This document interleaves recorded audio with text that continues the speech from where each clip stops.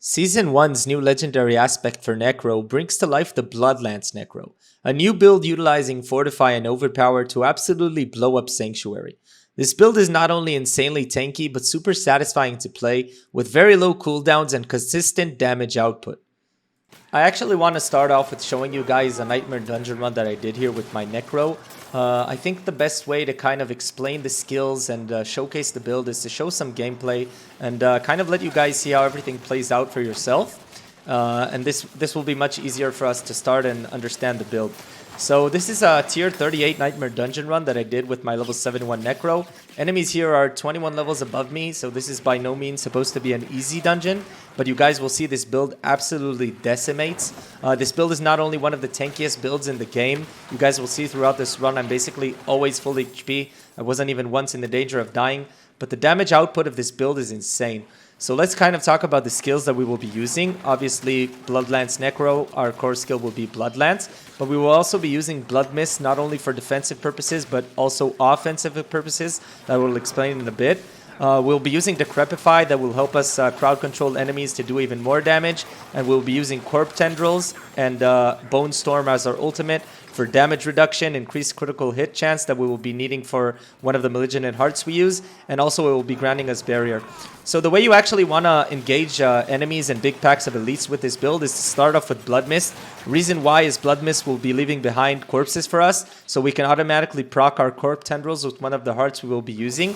So as you guys see, I kind of lead out with Blood Mist over here. I walk through the enemies, it procs Corpse Tendrils, and I absolutely go to town and destroy everyone. And it's basically a rinse and repeat.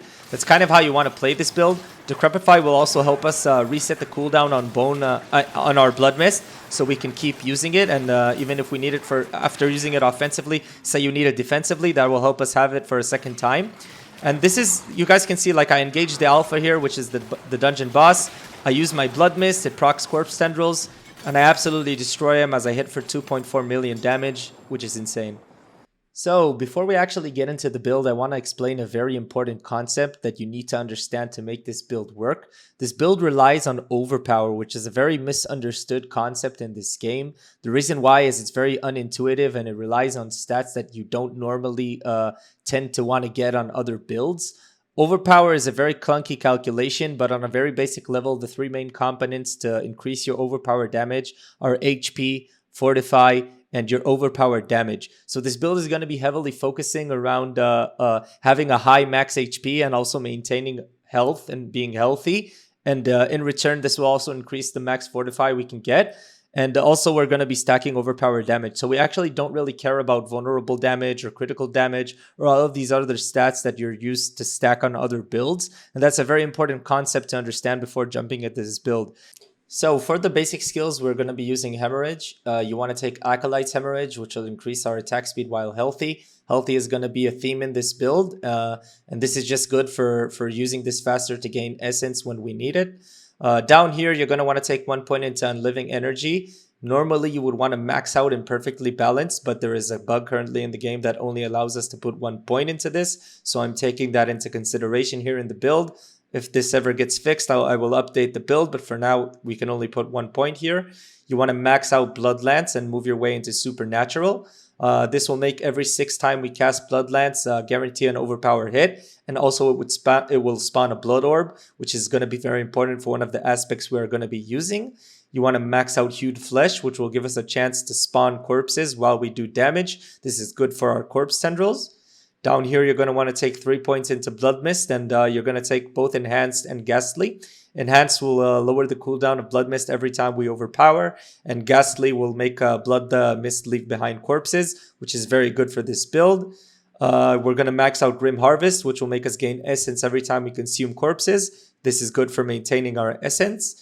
Down here, you're going to want to max out Death Embrace. This will make us deal more damage and take less damage from close enemies. You're going to want to max out Amplify Damage, which will make us deal more damage to cursed enemies. We will be cursing enemies with Decrepify, and you're going to want to take Abhorrent Decrepify. This will give us a chance to lower our cooldowns while we deal damage to Decrepified enemies. Down here, you're going to want to take Corpse Tendrils and make your way into Blighted. This will give Corpse Tendrils a chance to spawn Blood Orbs, which will be very important for one of the aspects we're going to be using on our gear. You're going to want to take 1 point into Gruesome, so you can max out Coalesced Blood, which will make us deal more blood damage with blood skills while we are healthy. And we're going to max out Tides of Blood, which makes us deal more overpowered damage with blood skills, and the bonus is doubled while we are healthy. So you guys can see being healthy is going to be a theme in this build, and we will be using a lot of aspects to make sure that we always stay healthy. We're going to max out Drain Vitality. This will give us a chance to gain Fortify with our blood skills. Down here, you're going to want to max out Stand Alone, which will give us damage reduction. This is reduced for each active minion, but we don't use any minions, so we get the full 18% damage reduction. This will help us stay healthy. You're going to want to max out Memento Mori. This will increase the sacrifice bonuses on both Skeletal Warriors and Skeletal Mages. This is very important because our Mage sacrifice will give us overpowered damage. So this is basically more overpowered damage. You're going to want to max out Inspiring Leader, which will give us more attack speed while we stay healthy. So once again, being healthy is a theme in this build, and attack speed is also a theme in this build. It's going to be very important because the more attack speed we have, the faster we are shooting out Blood Lances, and the faster we are getting to that 6th Blood Lance, which is a guaranteed overpower hit. You're going to want to be taking Bone Storm, and you're going to take both Prime and Supreme. Prime will give us more damage reduction while we have Bone Storm active. So once again, this will help us stay healthy. And the Supreme will increase our critical strike chance, which will help us proc the Barber, which is one of the hearts we are going to be using. And for the key passive, we're going to want to be taking Rathma's Vigor. This will not only increase our maximum life, which will help us deal more overpowered damage, but now every time we are healthy for 12 seconds, our next blood skill is a guaranteed overpower. So once again, staying healthy, a lot of benefits with this build. So now we can quickly go into the gear and explain what we're using for this build. So for our helmet, you're going to want to be using Disobedience. This will increase our armor every time we do damage. This will help us take less damage and stay healthy. For our chest armor, this is actually a super important aspect. You're going to want to be using the Shielding Storm. This will make our Bone Storm give us a barrier every time it damages enemies. And the funny thing about barrier and why it's very important for this build is the way barrier works is it actually absorbs damage before your HP and before your fortify. So let's say we are max HP with max fortify, and now we have a barrier. All the damage we are taking will first be decreased from the barrier before it actually decreases any of our fortify or max life. So this will help us always maintain full HP and full fortify, which in return will increase our overpowered damage. So barrier is actually very, very good for this build. For our glove, you want to be using the Gore Quills, which is the new seasonal aspect. What this does is every time we shoot blood lances, let's say there are blood orbs in the area. So every time you shoot a blood lance, an additional blood lance shoots out of every blood orb in the area. So we are spawning blood orbs not only with our corpse tendrils, but also with every 6 blood lance we're using. And this will help us deal more damage with our blood lances. So this is a very good aspect. For your pants, you're going to want to be using Aspect of the Protector. This will grant us a barrier every time we engage elites. Once again, barrier is very good for this build because it will keep us healthy, and then we can enjoy all of the buffs that require us to be healthy to enjoy. For our boots, you're going to want to be using Penitent Greaves. This is just a flat 10% more damage. Very nice to have. This is a unique boots. For the weapon, you're going to want to be using Rathma's Chosen. This will make us gain additional attack speed every time we overpower. And attack speed is, once again, very important for this build. It's going to be a theme of this build. Higher attack speed, shooting faster blood lances, getting to that 6 blood lance much faster, dealing more damage. It's very important for this build. For your amulet, this is actually the most important aspect, the sacrificial. This will increase our sacrifice bonuses, and most notably, this will not only increase our max HP that we are getting from the golem, it will also increase our overpowered damage we are getting from our mage. So this is more overpowered damage. You want to put this on your amulet to enjoy the 1.5 multiplier. This is a very important aspect. For your ring, you're going to want to be using Aspect of the Grasping Veins. This will not only increase our critical strike chance on enemies after we cast Corpse Tendrils, which will help us proc the Barber. But very weirdly, the bonus critical strike damage actually applies to Overpower as well. So this actually makes you deal increased overpower damage, even though it only says critical damage. This actually works with Overpower. I don't know why, but that's the way it works. So this is very good for the build. For the second ring, you're going to want to be using Aspect of the Umbral. This will make us gain primary resource every time we crowd control an enemy. We are crowd controlling both with Decrepify and with our Corpse Tendrils. So this will just help us maintain our essence all the time so we can keep shooting our blood lances. For our offhand, you're going to want to be using the unique shield, Lidless Wall. This is very good for the build for a couple of reasons. This not only grants us attack speed, which is very important for the build, it also gives us a chance to restore our primary resource, and will grant us more maximum essence, which is very good for the build. But most importantly, what this actually does on its effect is every time we are hitting enemies who are not affected by Bone Storm, we are given a chance to spawn Bone Storm on that enemy. And the way it works is for every minion that we sacrificed, we can get one additional Bone Storm. Because we are sacrificing all 3 of our minions, we can actually have 4 Bone Storms out all at once. Now, this is very important because it will not only give us damage reduction and increased critical strike chance to proc the Barber, it will be very important for maintaining our barrier at all times. This will keep us healthy, and this will allow us to enjoy all of the benefits from being healthy on this build. So this is actually a very good, unique offhand to have. For your, in terms of gems, you're going to want to be putting rubies both on your weapon for overpowered damage and on all of our armors to get maximum life. Maximum life will also be translated into more fortify. Both of them together are translated into more overpowered damage. So this is very important.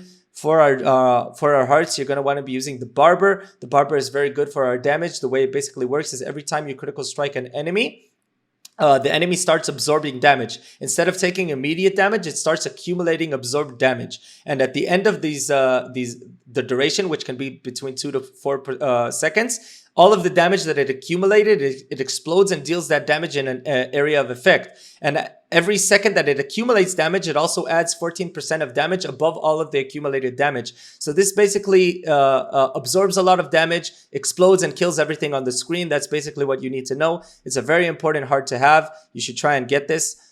For your other heart, you're going to want to be using the Decrepit aura. This will make us automatically cast Decrepify every time there are enemies next to us. And you're going to want to be using the Sacrilegious, which will automatically cast our Corpse Tendrils every time there are corpses next to us. So both of these are just quality of life hearts and are very nice to have. In terms of the sacrificing, on your skeletons, you want to be sacrificing the Skirmishers. This will increase our critical strike chance so we can proc the Barber. For the skeletal mages, you're going to want to be sacrificing the Bone. This will increase our overpower damage. And for your golem, you want to be sacrificing the Blood. This will increase our maximum life. And in terms of stats on the gear, you guys can go over this. I will have the build planner in the description for you, of course. But basically what you need to know, you want to try to stack maximum life everywhere you can, overpower damage everywhere you can, and attack speed everywhere you can. You don't really care about things like vulnerable or critical strike. That's not what we need for this build. You need maximum life, you need attack speed, you need overpower damage, and you need willpower, which is also good because it increases overpower damage. So willpower or anything that's all stats related, also very good for this build. And that's basically it for the gear. Let's quickly talk about the Paragon board. I don't want to dive too deep here because that can take a lot of time. Just want to generally speak about things I think you should take. You're going to have the build planner in the description to fully see what I actually did with the Paragon boards. You're going to start off with control, which will increase your damage to crowd controlled enemies and to slowed enemies. We are slowing enemies with Decrepify and Corpse Tendrils. So this is very good for us, more damage. Then you're going to want to move into the Bloodbath board and you're going to put an Amplify. This will increase the damage we do to enemies who are affected by curse skills. We are cursing enemies with Decrepify, so once again we are dealing more damage. And it's very important to take the legendary node Bloodbath, which will increase the damage of our guaranteed... Every time we have a guaranteed overpower hit, it increases that overpower damage. So every 6th time we're shooting a Blood Lance, it's a guaranteed overpower, and now it also deals more overpower damage. Then for your third board, you're going to want to move into the Scent of Death board. You're going to put Dominate, which is your most important glyph. This increases the overpower damage that we deal. And every time we overpower an enemy, it now takes increased damage from us for 5 seconds. You also want to be going to want to take Scent of Death, a legendary node. Every time there are 2 corpses nearby, we get 15% damage reduction. If there are no corpses nearby, we deal 15% increased damage. Then you want to move back into your second board. And now we're going to get the 4th board from up here. This is going to be the Bone Graft board. You want to put your Sacrificial here. This will increase our damage while we have no active minions. We have no active minions in this build, so just more damage. And then you're going to unlock your 5th and last board from here. This is going to be the Blood Begets Blood board. And you're going to want to use Blood Drinker here. This will make Blood Orbs grant us Fortify, and this will help us maintain our Fortify in this build. And that's basically going to be it for the Paragon board.